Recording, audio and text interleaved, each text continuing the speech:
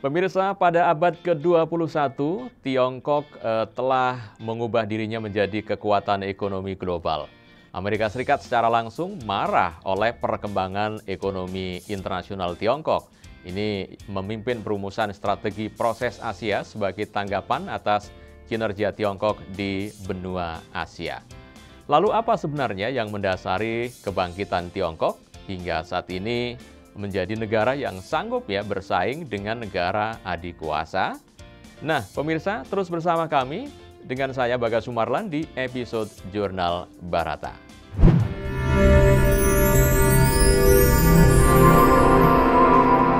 Jurnal Barata.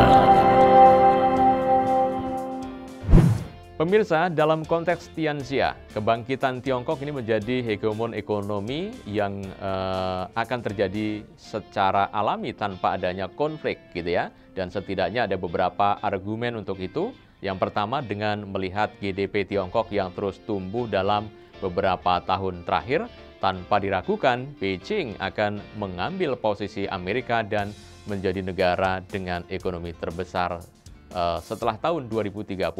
Singkatnya, untuk dapat mewujudkan cita-cita Tianxia, Tiongkok pun perlu menunjukkan eksistensi dan pengaruhnya yang kuat dalam konteks internasional. Yang kedua adalah perang dagang yang tengah terjadi bisa mengindikasikan bahwa penggunaan militer untuk berperang akan dihindari oleh Tiongkok dan Amerika di masa mendatang. Nah, hal ini juga sesuai dengan cara pandang Tianxia yang murah hati dan tidak menawarkan opsi konflik Artinya Tiongkok akan berusaha semaksimal mungkin untuk menghindari perang dengan Amerika.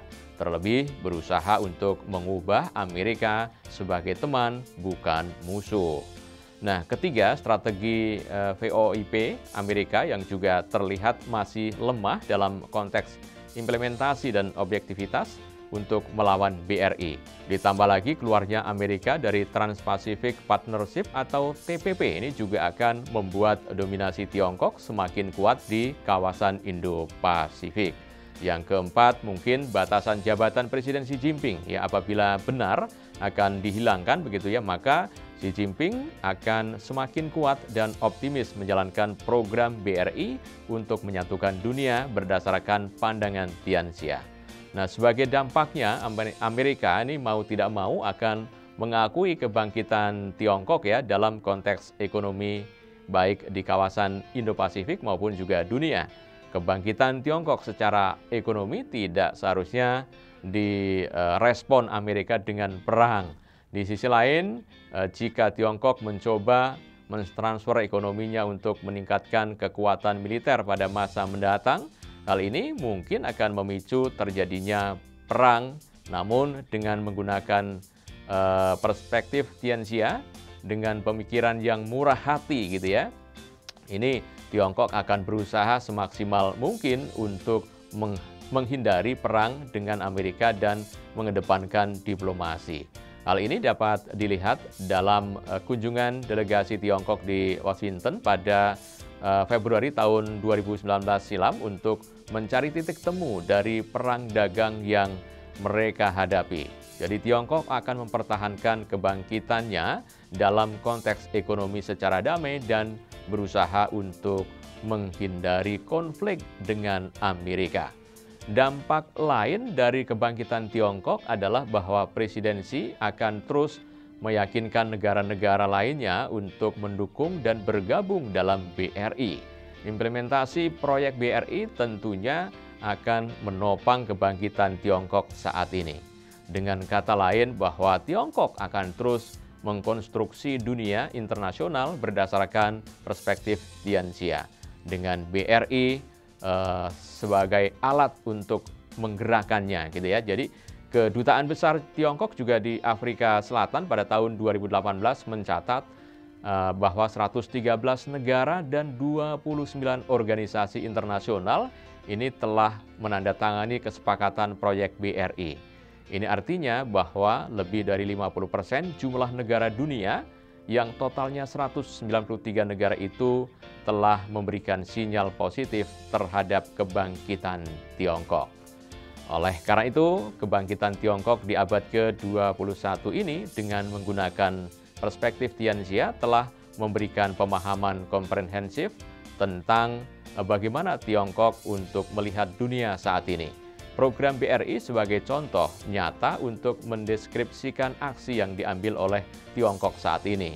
Jadi BRI tidak hanya bermanfaat untuk menopang laju kebangkitan Tiongkok, tapi juga secara tidak langsung ya telah memudarkan konsep Westphalia karena memang menghilangkan batas-batas negara.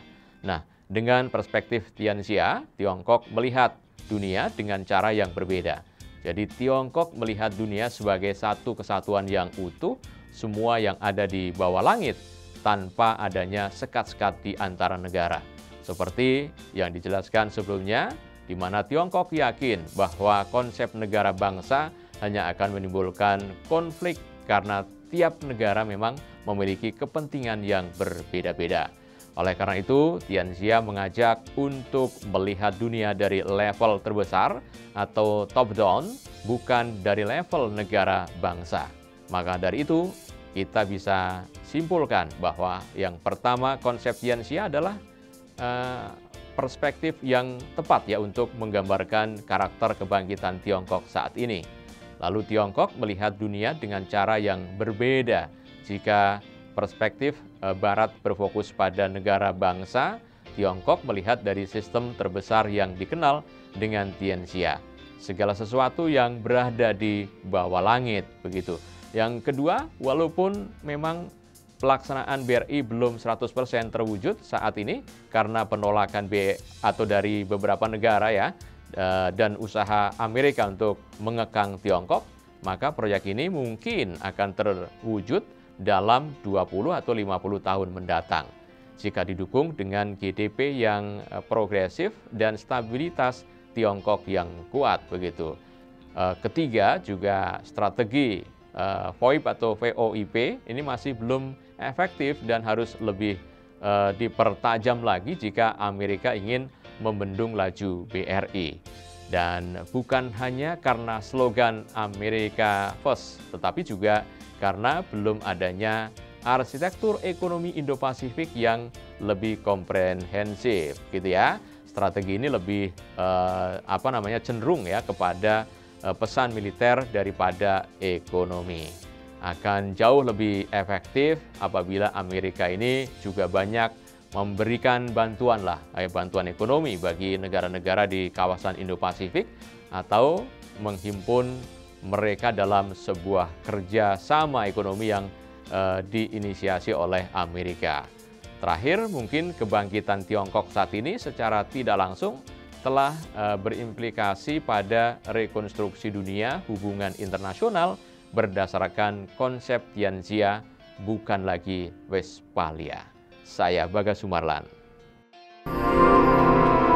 Demikian Jurnal Barata.